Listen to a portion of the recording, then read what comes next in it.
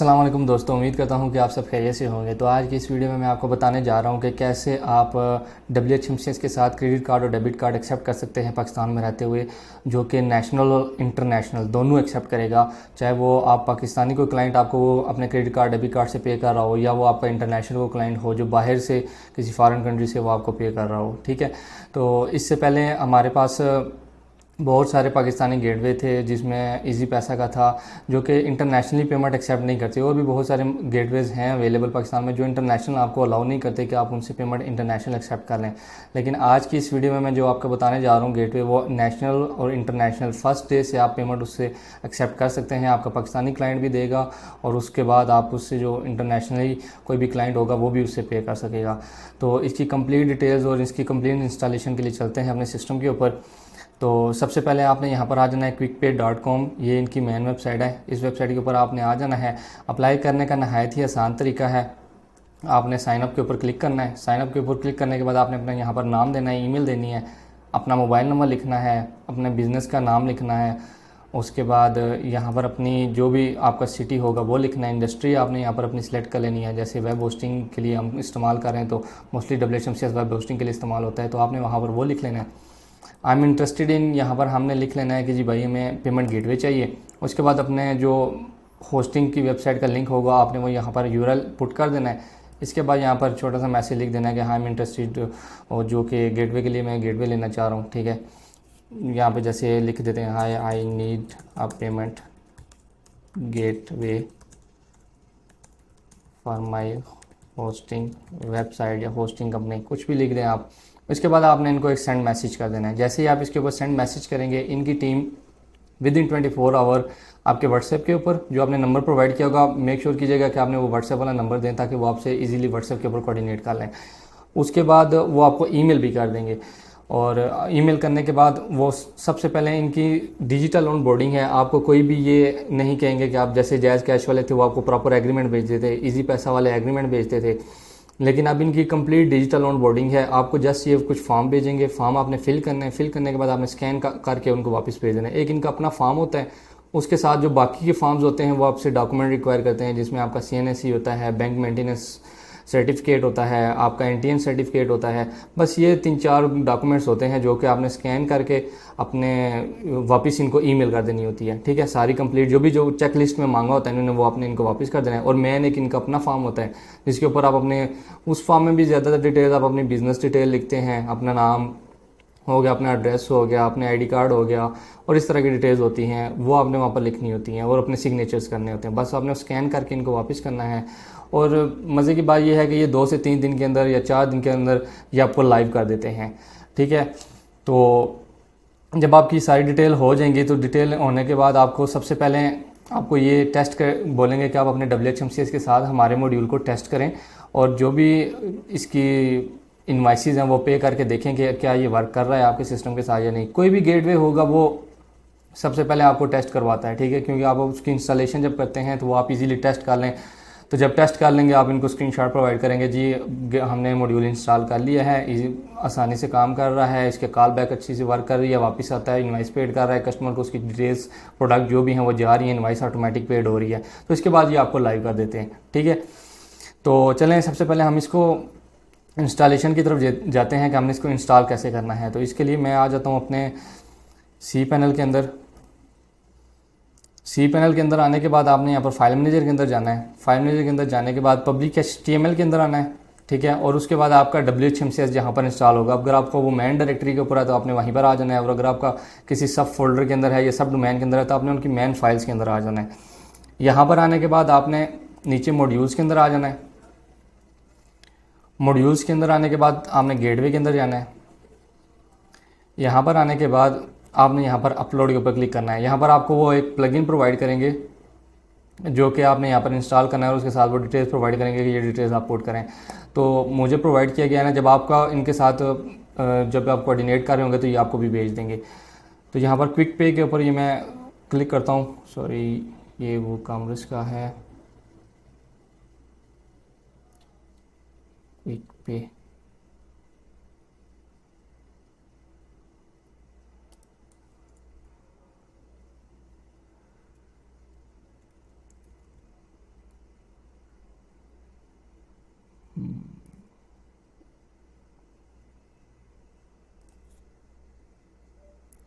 इसके बाद आपने यहाँ पर सिलेक्ट फाइल के ऊपर क्लिक करना है।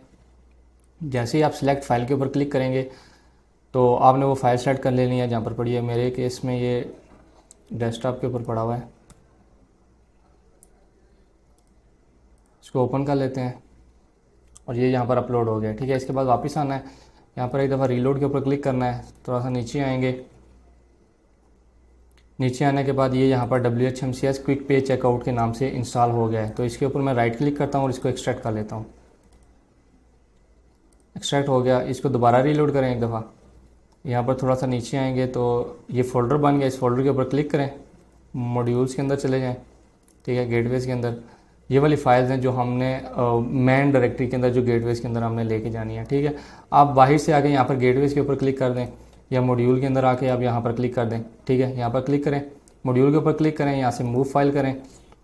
मूव फाइल करने के बाद यहाँ पर क्लाइंट्स के बाद जो मेरा सब डायरेक्टरी है यहाँ तक इसको डिलीट कर दूँ। यहाँ पर जैसे public HTML slash client slash modules के अंदर, मतलब ये मेरे मॉड्यूल्स के अंदर जाए। अगर मैं इसको लेट्स सपोज मैं इसको ओपन करता, ओपन करने के बाद ये गेटवे था, तो अगर मैं इस गेटवे वाली फाइल को मूव करता, यहाँ पर क्लिक करने के बाद इसको मैं मूव करूँ तो यहाँ पर फिर मैं इसको मॉड्यूल्स तक डिलीट करूँगा। ठीक है, यहाँ पर क्लाइंट स्लैश मॉड्यूल्स और इसके अंदर जो गेटवेज का फोल्डर है ये उसके अंदर मूव हो जाएंगे। ठीक है, और अगर आपने इनकी मैन फाइल्स के अंदर जाके ही इनको मूव करना है तो यहाँ पर मैं तीनों फाइल्स को सिलेक्ट कर लेता हूँ, यहाँ से मैं इनको मूव करता हूँ। मूव करने के बाद यहाँ पर ये वाला फोल्डर डिलीट कर देना है। यहाँ पर आपने आ जाना, जैसे ये आपके रूट डायरेक्टरी होगी। ठीक है, जहाँ पर WHMC इंस्टॉल होगा, उसके बाद मॉड्यूल्स, मॉड्यूल्स के बाद गेटवेज, गेटवेज के बाद स्लैश के बाद आपने यहाँ पर मूव कर देना है। तो ये आपके मैन फोल्डर के अंदर चले जाएंगे। अगर मैं इनको बैक जाऊँ,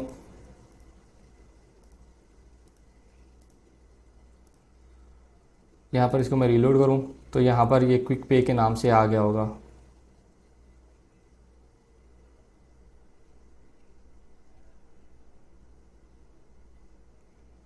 क्विक पे, ये क्विक पे डॉट PHP। तो ये जितनी भी फाइल्स थी बाकी उसकी कुछ कॉल बैच के अंदर फाइल जाती हैं, कुछ इनका अपना फोल्डर बनता है वो उसके अंदर चली जाती हैं। ठीक है, अब चलते हैं WHMCS के डैशबोर्ड में, तो इसको एक्टिवेट करते हैं। तो यहाँ पर आने के बाद आपने सिस्टम सेटिंग के अंदर जाना है। सिस्टम सेटिंग में जाने के बाद आपने यहाँ पर सर्च करना है गेटवेज। तो मैं पेमेंट गेटवेज के अंदर चला जाता हूँ। यहाँ पर ऑल पेमेंट गेटवेज में आने के बाद आपने जस्ट सर्च कर लेना है क्विक पे। तो ये क्विक पे के नाम से मेरे पास आ रहा है, मैं इसको क्लिक करता हूँ। यहाँ पर आने के बाद इसके अंदर आपने डिस्प्ले नेम आप क्या लिखना चाहते हो। ठीक है, जैसे मैं लिखना चाहता हूँ क्रेडिट कार्ड और डेबिट कार्ड। ठीक है, मैं ये लिख देता हूँ। लिखने के बाद यहाँ पर ये जो डिटेल्स उन्होंने आपको दी होंगी वो प्रोवाइड करनी है, यहाँ पर वो लिखनी है आपने। ठीक है, तो मेरे केस में यहाँ पर पड़ी हुई है।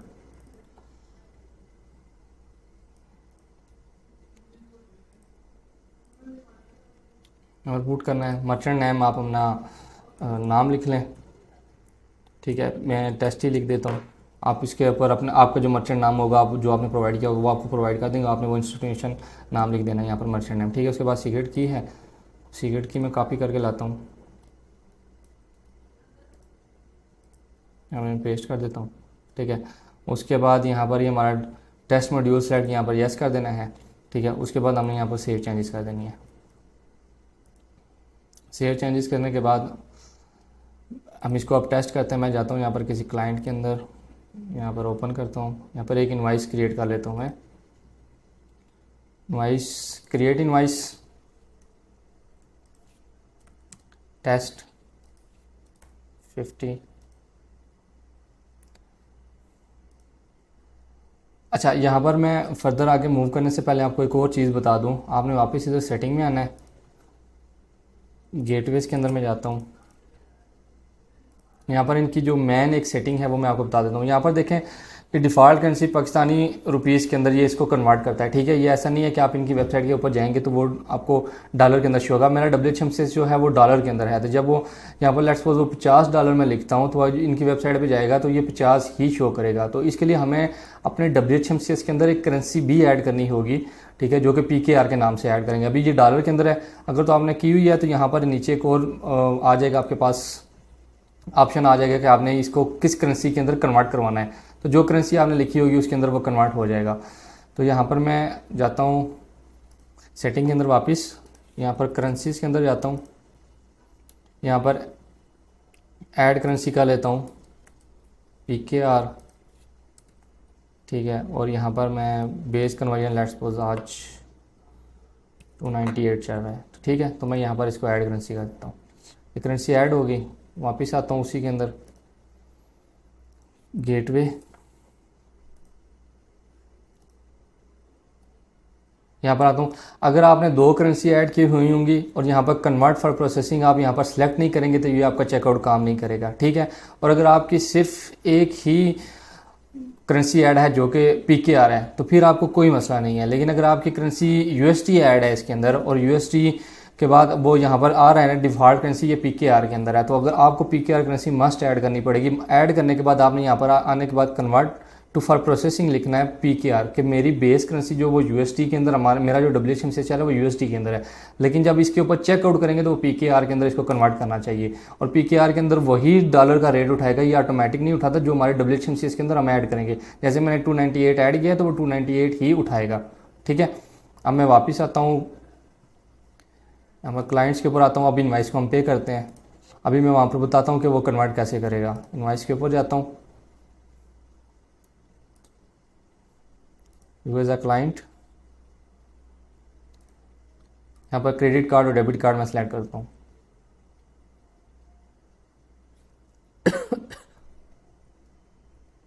ये हो गया। यहाँ पर देखें ये अभी $50 आ रहा है इसके ऊपर, ठीक है, $50 है। जब अगर मैं इसके ऊपर करेंसी ऐड ना करता, मेरी जस्ट USD ही ऐड रहती और PKR ना ऐड करता, जब इसको मैं पे नाउ के ऊपर क्लिक करता तो ये 50 आगे जाकर ₹50 में रहता, कन्वर्ट नहीं करता। इसके लिए हमें करेंसी ऐड करनी पड़ेगी जो कि मैंने अभी ऐड किया 298। अब मैं पे नाउ के ऊपर क्लिक करूँगा तो ये इनको 50 को 298 के साथ मल्टीप्लाई कर देगा कि इतने डॉलर को ये PKR के अंदर कन्वर्ट कर दे। तो मैं जैसे पे नाउ के ऊपर क्लिक करूँगा